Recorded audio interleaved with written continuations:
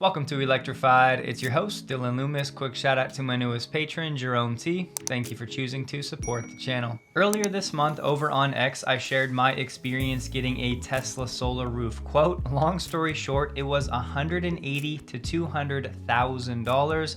And no, sadly, I do not live in the blank check mansion. Even for somebody like myself who's happy to pay a slight premium to Tesla to support the mission, that was just an astronomical quote. Something to note here from Ernesto, who does Tesla solar roof installs. When he was talking about the cost, he said it depends on many variables, but the new gen solar roof reduced its components by 7x. We're installing our first with the new system in 2 weeks with Powerwall 3. We want to be around $45 to $50 per square foot. Just one example, but this rate would have cut my quote by more than 50%. That post from Ernesto is certainly not an official update, but it is definitely encouraging and something to keep an eye on. I'm hoping that for the Q1 conference call, we get a question about Tesla's solar roof and the plans for the future. I agree. You would think if Tesla had a new generation solar roof, they would be marketing it and we would be hearing about it officially. At the very least, maybe I would have heard something about it from my installer that I talked to just a couple weeks ago. Even Rohan Patel was skeptical of Elon's claim that Tesla Energy will one day rival Tesla Auto in size, but he's now saying as battery costs come down and electricity system operators understand the grid benefits, distribution and transmission, there seems to be no end in sight to the growth trajectory globally. Exhibit A, that it's not just Tesla stans or retail investors talking about this unlimited TAM for Tesla Energy, but Tesla execs as well. A user asked about a list of where we could find projects Tesla Energy has done. Rohan said, I like this idea a lot. Important for people to see that growth trajectory on a map and to also excite more entities to develop the right market rules to enable a more resilient and efficient grid. Then Patrick Bean, who works in policy and business development at Tesla, chimed in saying, great idea, the Megapack team is working on it. The problem is this market has very little transparency. There's not a ton of reporting on it. We'll often hear about projects being announced, but then there's very little follow-up with those projects in the years following to let us know if they were ever put online or not. The more detail we get, the better, and it'll be cool to see region by region who's awake to what's going on and who is dragging their feet.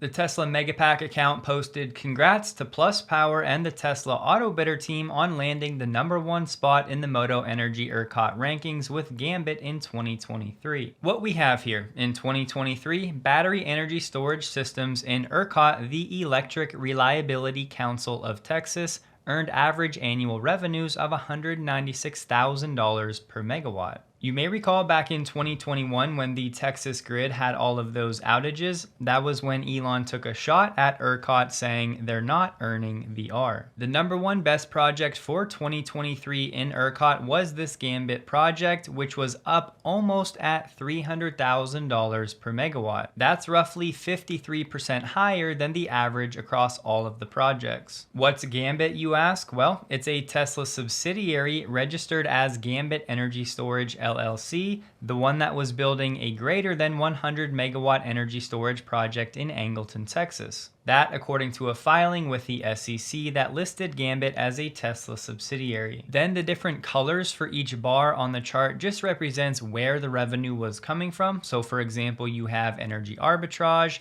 ancillary services, and all of the others. For our purposes though, that's not as important as the takeaway that yes, Tesla's Autobidder has this Tesla subsidiary project #1 out of the 80 different projects listed for 2023. Now yes, of course the size of each battery project will play a big role in determining the revenue it ultimately brings in. But if we round up Tesla's figure to 300,000 for easy math, then multiply it by 100 megawatts, which was the size of that Gambit project, that's about $30 million in revenue from this Gambit project in 2023. We don't really have great insight into the profitability for these project operators. Those figures can fluctuate greatly based on electricity pricing, the volatility, what region the project is based in, but at least in the ERCOT market, I would say this data is proving that Tesla and Autobidder do have an edge of sorts. And the best project that Rohan was initially talking about from Tag Energy, they said on LinkedIn, we're proud to partner again with Tesla for batteries and software. Repeat customers are always a good thing. Eric on X was asking about Powershare with the Cybertruck and availability. Drew Baglino said Powershare to home functionality will be enabled via OTA updates in Q2.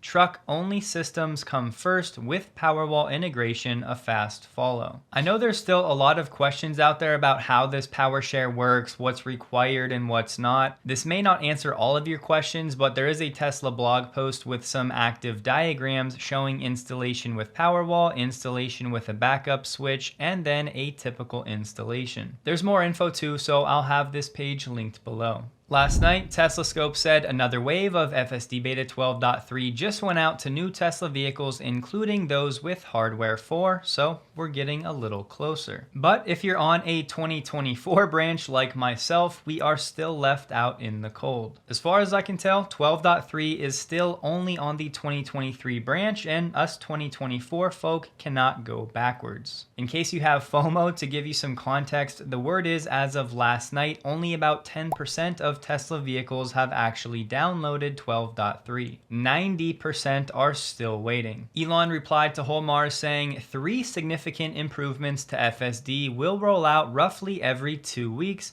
should be really shining bright by late April or early May. One could argue it's shining fairly bright right now, but as we've talked about now for weeks, this will all be about the pace of iteration. We should all know by now Elon loves to hype up each release, but this time around, the data seems to be supporting his claims. EdgeCase on X shared a nice screenshot of some data comparing different FSD beta versions and different scenarios and how each version is handling said scenario. We're not going through all of these, so pause and take a screenshot if you'd like to zoom in. Just to highlight where 12.3 has regressed from prior versions, one example, proper speed for traffic flow and posted speed limit. There was a more significant step back for proper behavior at flashing red lights. And there's definitely still situations 12.3 is not doing well or at all, but from a regression standpoint, we're not looking too bad. One other thing to keep in mind when it comes to FSD rolling out globally, we have Keys on X, who is one of the policy experts. He's dug into the details when it comes to the EU regulation. He's also part of the team building the Mr. Green EV robo fleet. He shared some doubts about FSD beta in Europe, especially the assertive multi-lane changes and path planning we see V12 performing in the States. Especially the system-initiated maneuvers, which make beta great, are still restricted in the current DCAS legislation. The easiest way to think about this, with past versions where there was code, Tesla may have had more flexibility for not allowing certain features, but with version 12, how are you going to do that if there's really no heuristic code to select for? A Reddit user shared this picture of Tesla's official wrap in Satin Abyss Blue. Personally, would not be my first choice. Unfortunately, it's looking like we're going to have 2 separate regulations, both being pulled back and eased because of all of the legacy OEMs and the UAW that's been complaining. First up, the DOE is adjusting some regulations when it comes to the miles per gallon equivalent, saying the final rule will gradually reduce the petroleum equivalent EV fuel economy rating through 2030 and by 65% in total, giving automakers more time to adjust. The main pushback against these regulations that were initiated last year was excessively high imputed fuel economy values for EVs means a relatively small number of EVs will mathematically guarantee compliance without meaningful improvements in the real-world average fuel economy of automakers' overall fleets. Then separately, as we talked about yesterday, this week the EPA is expected to peel back some of their initial proposals when it comes to greenhouse gas emissions. The final rules are expected to be a boost for plug-in hybrid vehicles. An automaker can have more than 1/3 of vehicles it produces in 2032 be plug-in hybrids under one potential compliance path. The EPA is also expected to scale back its proposal to reduce particulate matter from gas-powered vehicles, which the industry has argued would effectively require particulate filters on all gas-powered vehicles. I mean, yeah, geez, the world would definitely end if these automakers had to put a filter on their vehicles so that people could breathe cleaner air. Automakers also objected to the EPA plan to largely eliminate the use of enrichment, a strategy to boost performance and prevent engine damage from hot exhaust gases, which they say would bar them from using some engines. The EPA is expected to sharply curtail or drop its plan to prohibit enrichment. Would I love to see more urgency for the entire industry to push toward full BEV? Absolutely. But will the relaxing of these rules also indirectly benefit Tesla over the next 5 to 10 years because these automakers aren't as focused on full BEV? Absolutely. In Tesla software update 24.8.4, they're introducing a trailer alarm system for the Cybertruck. This extends the vehicle's alarm system to monitor the connection status of a trailer hitched to the vehicle. You will have the option to turn this feature on and off, and for now it's only confirmed for the Cybertruck, but there's speculation it could roll out to other models too. Simply put, your vehicle alarm now also monitors whether your trailer is plugged in to the hitch. They're also saying the UI showing the trailer-friendly stalls may be showing up in .8.4 as well. For the Tesla China weekly figure, some people were reporting 12,000, but Li Auto came out later, so I'm going to use the most recent figure, which was 12,300. Plugging that data into the table, if you wanted to compare it to the same week in Q4, that was 18.3 thousand. If you go back to Q1 of 2023 for week 11, that number was 18.7 thousand. We've been off the Q4 pace now for some time, so just comparing Q1 2024 to Q1 2023, we're 3.88% off the pace of last year. As we've said now for some time, there's a real chance Tesla's Q1 data comes in flat or even negative on a year-over-year basis. You can point the finger different directions if you want to, but at the end of the day, when you keep up with the Chinese EV market, the rate at which they are launching new vehicles at lower prices compared to prior versions is pretty astounding. Forewarning, I'm going to sound very repetitive this year if I haven't already for the past 6 to 12 months. But when it comes to Chinese EVs making their way one way or another into the United States, it's seeming more likely by the month. Auto execs and politicians are still sounding the alarm about this existential threat to American car brands. The Alliance for American Manufacturing has been talking about an extinction-level event. Carlos Tavares recently said the Chinese offensive is possibly the biggest risk that companies like Tesla and ourselves are facing right now. And already, presumably in response to this potential threat, Ford is now pivoting its attention from big EVs to smaller, low-cost ones. As a result, plans for an electric 3-row SUV have been delayed. Instead, Ford is focusing on developing small EVs through a specialized team in Irvine, California. They haven't said much about this project publicly other than Alan Clark is going to lead the division, who previously engineered the Model Y. Ford's Skunk Works team consists of fewer than 100 people working on a new electric platform to underpin a compact SUV, a small pickup, and potentially a vehicle that could be used for ride-hailing. The first model will arrive in late 2026, starting around $25,000. Maybe Ford is looking to fend off the Chinese, but most definitely looking to be able to compete with Tesla's next-gen platform. Initially, Ford's compact EV will be powered by LFP, lithium iron phosphate. Farley has said this small EV must turn a profit within 1 year of hitting the market. I'll just say it, I think the only reason Ford has a slight chance of pulling something like this off by 2026, then turning a profit within 12 months, is having Alan Clark on this team,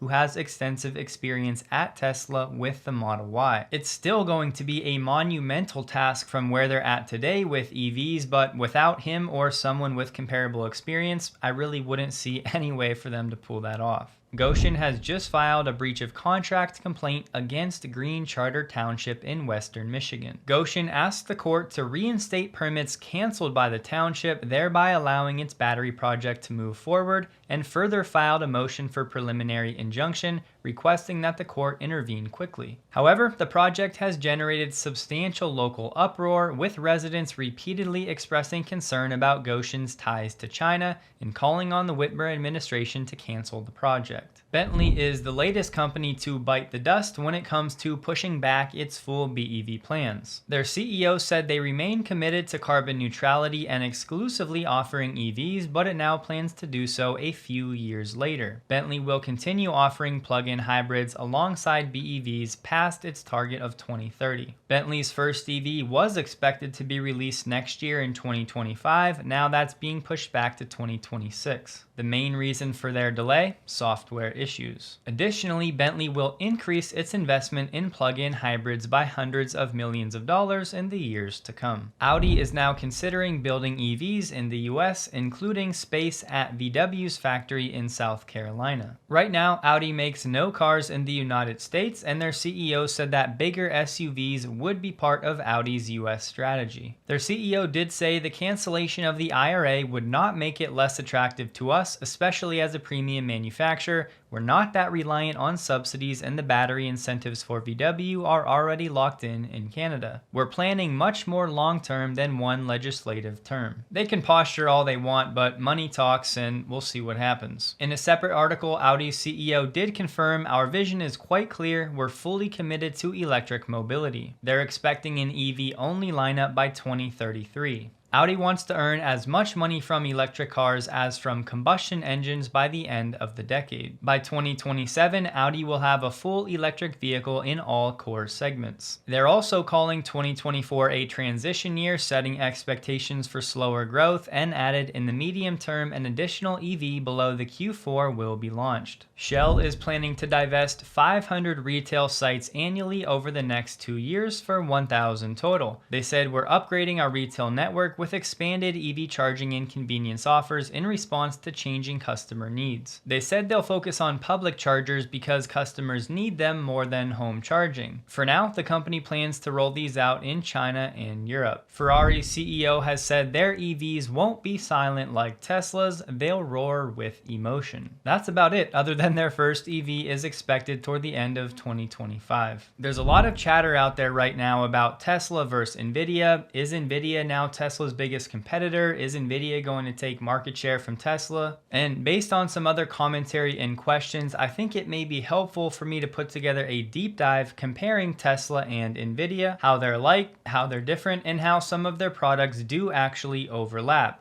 If that would be something you're interested in, just comment yes below to let me know. For now though, I want to keep things simple and try to give you a basic explanation of some of Nvidia's products and potential counterparts at Tesla. From a high level, think of Nvidia as an infrastructure provider. They're going to be providing these chips and the software and the APIs to the auto industry. Tesla, on the other hand, is set apart because a lot of their infrastructure for their autonomous efforts are actually in-house. However, there is a direct connection between Tesla and Nvidia. That's because Tesla's been buying compute hardware from Nvidia now for a few years. They started with the A100s. Most recently, they brought online 10,000 H100s. And those chips that Tesla has been buying from Nvidia are what they actually use to train Tesla's full self-driving neural network. Then, of course, we know Tesla has Dojo, its in-house chip that could be viewed as a competitor to the chips it's been buying from Nvidia, like the A and the H100s. Then when it comes to in-car compute, the chips on the actual vehicles that are actually running the inference for these AI models, they can be used for infotainment and other things as well. Nvidia has its Drive Orin, which is the current generation and could be compared to a Tesla Hardware 3. Nvidia just unveiled its Drive Thor, which can loosely be compared to a Tesla Hardware 4. The word is this chip for Nvidia will enter automakers' vehicles sometime in 2025. Then we have Nvidia's Drive Hyperion, which can be thought of as the entire sensor suite. So the cameras, the ultrasonic sensors, LiDAR, radar. And what's cool about this platform is that it's modular or a la carte, so each automaker can come and pick and choose exactly what they need for their own solution. For those of you very familiar with Nvidia, I appreciate your patience here, but you have to understand that there are some people in the audience that may have no experience with Nvidia at all. And in the coming weeks and months, I want to do my best to try to bring everybody up to speed. Nvidia's new Blackwell GPU is the new chip architecture that will be replacing replacing the outgoing Hopper architecture. There have been some pretty big performance claims about this new Blackwell chip that is indeed bigger physically in size,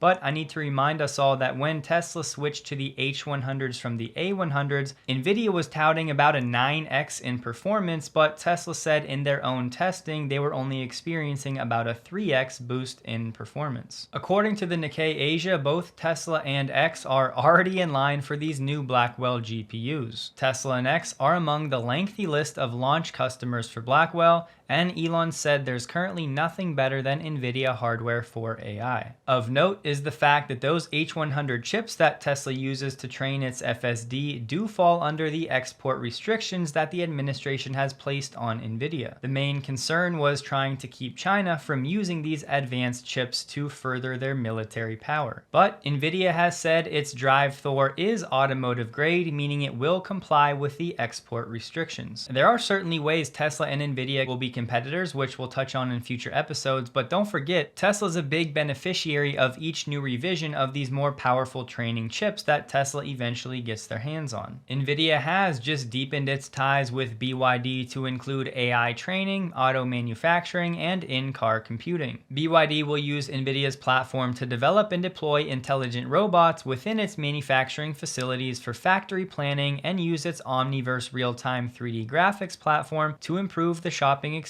for car buyers. We know how Tesla builds a factory, learns from it, and then makes changes for the next one. Well, this Omniverse from Nvidia is supposed to be able to help companies do that without actually building a real factory. Simultaneously, BYD's chairman just said the penetration of NEVs in China could exceed 50% within the next 3 months. This as the Chinese government plans to tap all the policy resources available to create a made-in-China EV supply chain, pressing 3 state-owned automakers to spend more on R&D. Beijing will likely make those automakers do that even if their profits take a hit. The initiative is expected to include technology that incorporates semiconductors. BYD and China's strategy are very clear. Companies need to create economies of scale as quickly as possible and develop competitive advantage for their brands. I have a lot more to say about Tesla and Nvidia, especially when it comes to data collection and how this might work across all of these different companies using Nvidia's infrastructure. So I'll keep filling in gaps in future episodes as I try to make sure that we don't leave any man behind. The way I see it, it's clear as day that over the next 10 plus years, Tesla and Nvidia are going to have absurd impacts on our society around the world. Plus, there will continually be more overlap and more competition, so understanding Nvidia is going to be important for us as Tesla investors